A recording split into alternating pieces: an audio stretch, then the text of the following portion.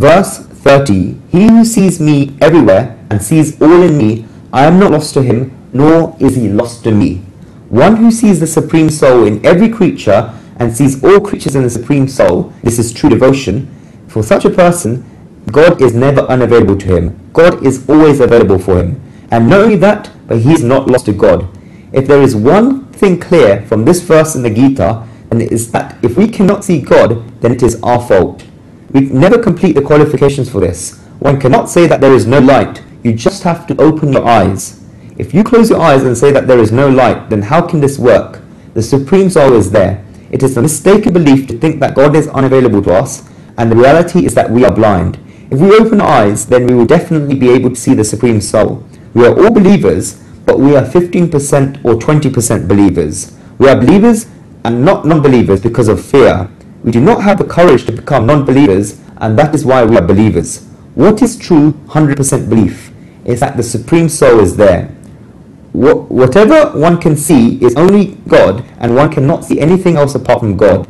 This is true belief. This is true devotion. Shri Krishna says here that Yo ma pashyati sarvatra, meaning he sees me everywhere and in every creature.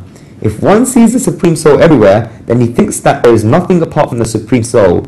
Shri Krishna also says sarvacha mai pashyati, meaning that everything that is there is in God. We can see God in purity, but why can we not see God in impurity?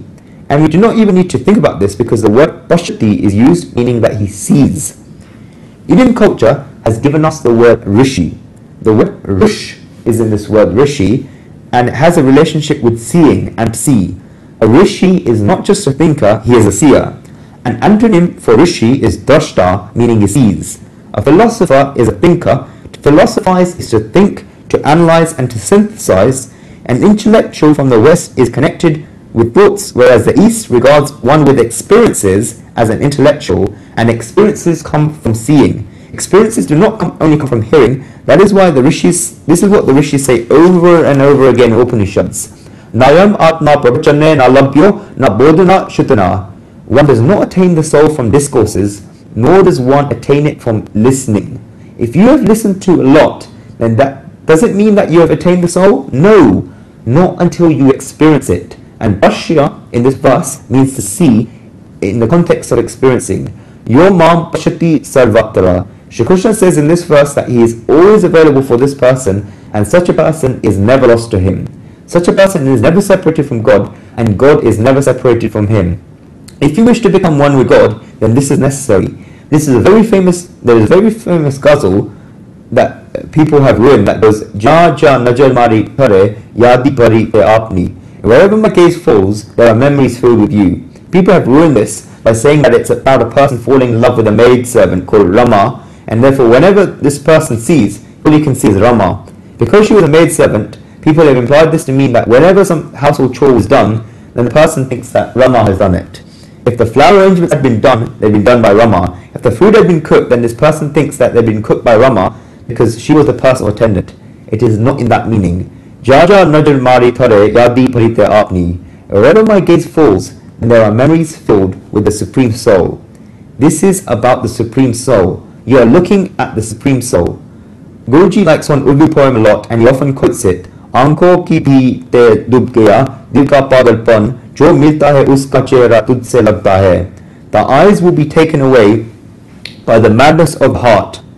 The face of whoever I meet looks like yours. The face of whoever I meet just looks like the face of the Supreme Soul.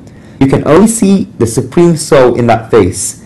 This is the madness of the heart, and you have to be very lucky to have this madness. You see God in everyone's eyes, you see God in everyone's faces, you see God in every behavior. Why even limit it to people? In every object and in every circumstance, all you can see is God. You can see God in a rose, but you can see God in the thorns. If you see God in the rising sun, and you can also see God in the setting sun. You can see God in the earth, and you can also see God in an oat. You can see God in the spring, and you can also see God in autumn. This is a situation described in this verse. God is never unavailable even for a moment to a person who is in this situation. Therefore, do not even ask the question, where is God? If you want to ask a question, then ask, where are my efforts to see God? If you say that you want to see God, then you cannot just click your finger to make God appear. You need to ask yourself, Am I making efforts to see God? And am I making efforts to make my mind steady on the Supreme Soul? Only then can you see Him. Let's go on to the next verse.